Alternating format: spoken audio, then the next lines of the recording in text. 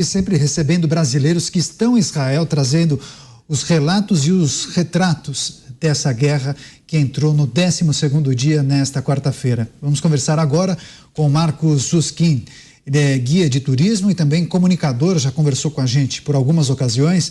Ele mora na cidade de Holon, região metropolitana de Tel Aviv. Marcos, muito obrigado mais uma vez por atender a gente aqui, a nossa produção da Jovem Pan News.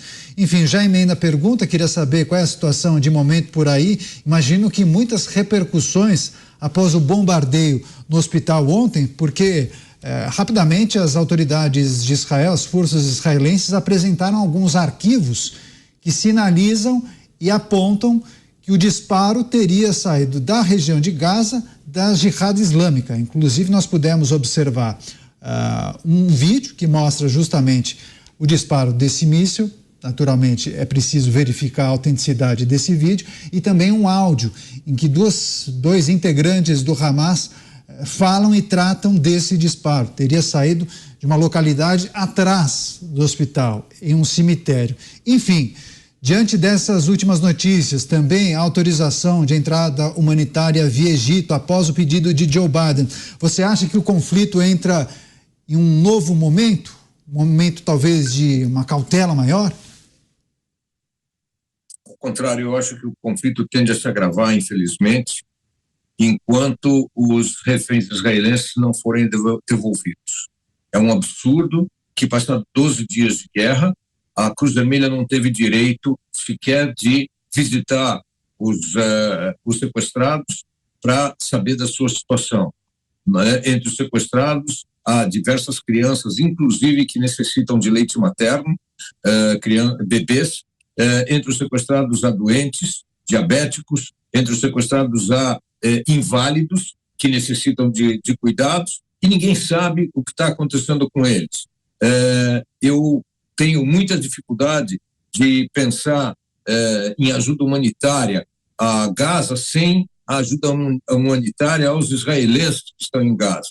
De qualquer forma, foi uma exigência do presidente Biden, e com a qual Israel concordou, e a ajuda humanitária deve começar a entrar pela cidade de Rafah, a passagem de Rafah, que fica no sul da faixa de Gaza e faz fronteira com o Egito. Eu queria lembrar que na cidade de Rafah e na região em volta de Rafah, nas outras cidades, houve um deslocamento de cerca de 650 mil habitantes de Gaza que atenderam os pedidos do exército israelense de se deslocarem para o sul, a fim de evitar mortes de civis. Israel disse claramente que atacará o norte e não quer ferir ou Deus me livre, matar civis, e para isso deu uma zona de segurança ao sul do chamado Wadi Asa. O Wadi Asa é um rio seco que separa a parte norte da parte sul de Gaza. Israel diz que a sul do Wadi Gaza não haverá ataques. Como eu disse, 650 mil pessoas se deslocaram para lá, mas o Hamas tem feito grandes esforços para que as pessoas não continuem a fluir para lá, uma vez que o Hamas tem o costume de utilizar a sua população como escudo humano e tem um alto interesse na criação de vítimas para então divulgar vídeos e fotos que manipulem a opinião pública a seu favor. Eu queria mencionar neste aspecto específico um ponto gravíssimo, que é a atuação da UNRWA. A ONU tem duas instituições que cuidam de refugiados. Uma cuida de refugiados de todos os países do mundo e outra cuida só de refugiados palestinos e de ninguém mais. É a UNRWA. A UNRWA, então, está abrigando essas pessoas que vêm do norte nas suas escolas, mas não abriu, ao contrário dos pedidos insistentes de Israel, áreas para abrigar essa população em tendas, como é comum em deslocamentos humanos. Então, isso está causando, no sul de Gaza, uma aglomeração muito grande de pessoas que estão em um espaço muito pequeno, contra os pedidos de Israel. Eu queria também aproveitar, se você me der a oportunidade, de comentar um pouco sobre o ataque ao hospital em Gaza. Claro, não, a gente vai tratar disso. Eu vou chamar os nossos comentaristas, eles também farão perguntas ao senhor e ao longo dessa entrevista a gente vai tratar do bombardeio ao hospital no dia de ontem. O próximo a fazer a pergunta é o José Maria Trindade. Pois é, Marcos, o discurso do presidente norte-americano Joe Biden, ele agradou em parte ali, primeiro o apoio que ele deu a Israel, eu acho até de uma forma incondicional, mas parece que não houve uma aceitação total quando ele falou em ajuda à faixa de Gaza, né?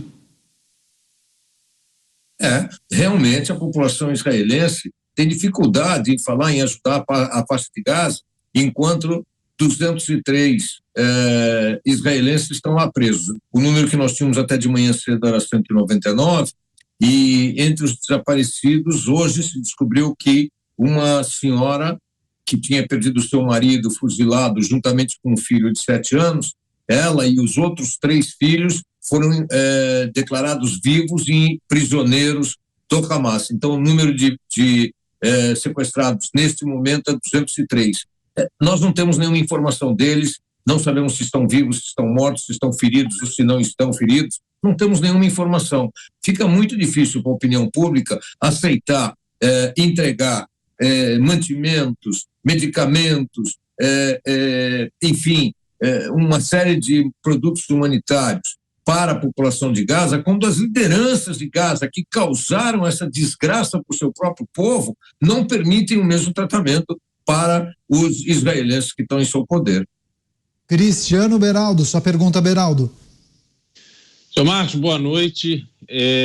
A gente viu ontem esse ataque, né, ou esse míssil que atingiu o hospital, que o senhor começou a comentar, e rapidamente se formou uma corrente de ataque a Israel na imprensa, querendo mostrar que Israel está tendo uma atitude desumana e que não está levando em conta o risco da população civil, dos doentes que estariam no hospital.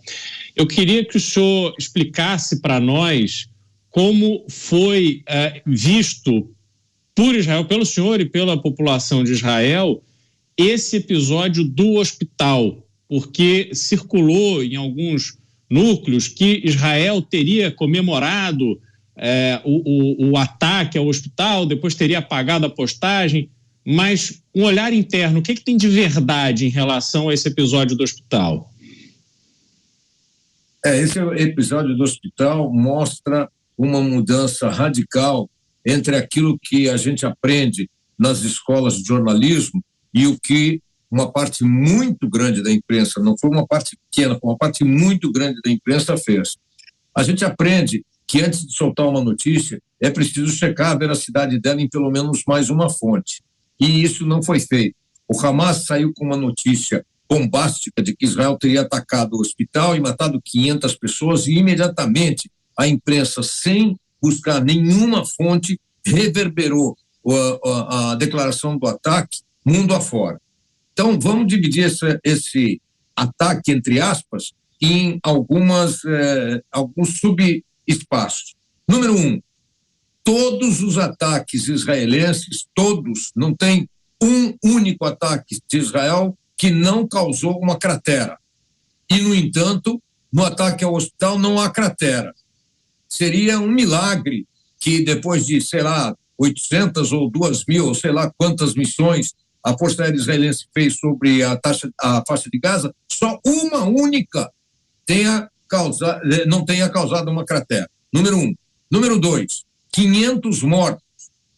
Para ter 500 mortos, deveria ter edifício destruído, corpos, que aliás o Hamas é useiro e vezeiro em usar imagens de mortos, muitas vezes inclusive construídas com técnicas cinematográficas, não aparecem os 500 mortos. Mas a coisa mais importante é o que nós vamos falar agora.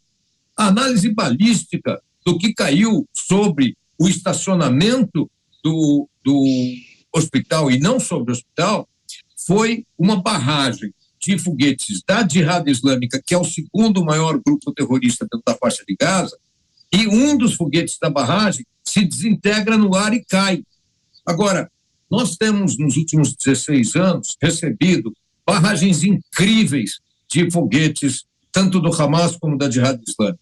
Eu não tenho números precisos, mas eu acredito que se eu falar num número de 40 mil mísseis ao longo de 16 anos, eu provavelmente estarei no limite inferior. E ainda assim, o maior número de vítimas causadas em todos esses 20 mil ataques foram 4 mortos. Como é que pode que em 20 mil ataques, o máximo que eles conseguiram foram 4 mortos e de repente tem 500? Tem uma história mal contada aí. O que a população israelense acredita, e eu me incluo entre eles, é que se houve realmente 500 mortes, é impossível saber se é verdade ou não, porque não houve acesso a esses corpos, mas se houve, é porque no interior desse hospital havia um imenso depósito de munições ou de mísseis que explodiram em função da queda do tal artefato da Jihad Islâmica. E o último aspecto de toda essa série que eu estou mencionando são quais foram as análises feitas sobre a trajetória do míssil que caiu lá.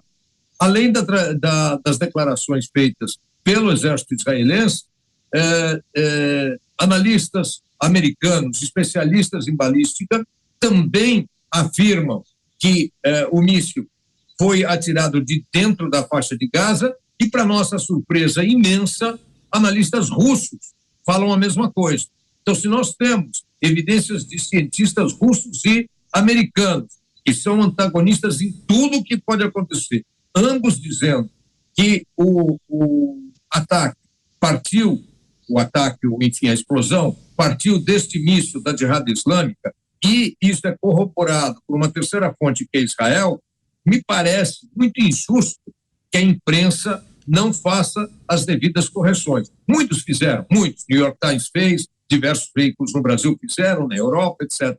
Mas há muitos, e no Brasil, em especial, eu poderia citar pelo menos 4, que até o momento não fizeram essa correção. Isso gera, logicamente, uma onda, principalmente nos países islâmicos, de ódio a Israel. Esse ódio a Israel é levantado por grupos extremistas, extremamente organizados, mas, infelizmente, todos nós conhecemos o que se chama efeito manada. O efeito manada é quando um grupo grande inicia um movimento e pessoas menos esclarecidas se juntam a esse movimento simplesmente porque tem muita gente. E é esse efeito manada que está ocorrendo em muitos países islâmicos, ou seja, os radicais começam e o efeito manada agrega um número muito grande de pessoas, na maior parte das vezes, desinformadas.